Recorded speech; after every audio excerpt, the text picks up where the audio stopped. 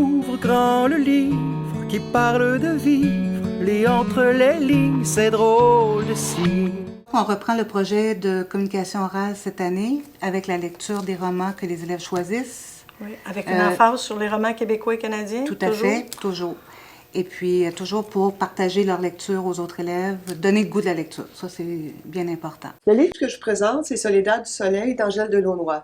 Dans ce livre-là, on rencontre Nicolas Fromont qui accompagne sa mère dans une île des Antilles parce qu'elle vient de subir une opération puis elle doit être en convalescence. Et là, à un moment donné, il rencontre Soledad dans le village. C'est une belle jeune fille métisse dont il tombe éperdument amoureux. On choisit son roman. Vous avez toutes les sélections. S'il y en a qui n'ont pas d'idée, vous pouvez venir voir Mme Fortin. Moi, j'ai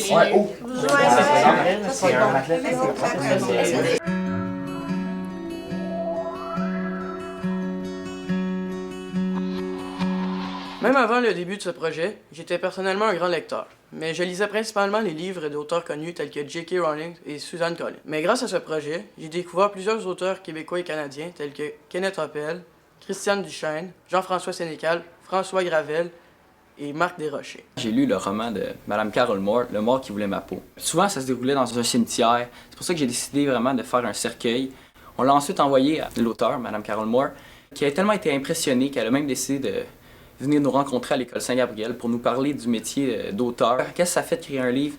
Quel travail ça implique? La télé-réalité est un concept télévisuel de plus en plus répandu, et c'est pourquoi certains auteurs s'en inspirent. Par le biais de mon affiche publicitaire, je vous relaterai de certains faits, objets, lieux et personnages de ce roman riche en couleurs. Comparativement aux anciens projets dans lesquels il fallait faire plutôt une recherche dans le roman pour trouver les informations nécessaires à un examen, l'approche de ce projet nous permet de comprendre l'essence du livre, de l'apprécier réellement, comprendre le message véhiculé. Moi, je ne suis vraiment pas une grande lectrice. Je n'ai jamais vraiment lu pour le plaisir. Mais cette fois, j'ai terminé mon livre en une fin de semaine et j'ai même manqué la finale de La Voix. La présentation des romans m'a aussi appris à ne pas se fier à la page couverture. Le livre que j'ai choisi pour ce projet, c'était Fils du ciel de Kenneth Appel. Ce que j'ai aimé dans le projet, c'est d'avoir carte blanche des professeurs, de pouvoir choisir notre roman, ce qui m'a permis de choisir un style de roman que j'avais peut-être jamais lu.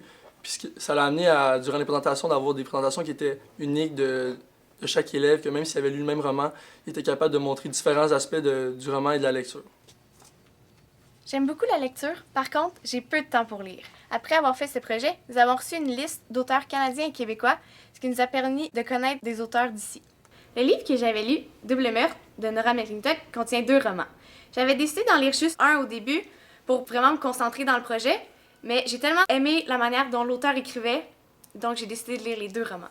Ce projet nous permet de nous plonger complètement dans la lecture pour traduire parfaitement notre vision des choses aux autres élèves, et ce qui donne des projets différents sur un même roman. Madame Leduc. Oui, c'est vrai. Savez-vous quoi? Non? Depuis que j'ai lu mon premier livre de Radisson, oui? Je suis tellement rendu accro à la lecture. Ah, c'est vrai? Oui, même que je suis allé chercher le 2e livre à la bibliothèque hier. Oh wow, je suis contente d'entendre ça. Ouvre grand le livre qui parle de vivre, lis entre les lignes, c'est drôle de signe.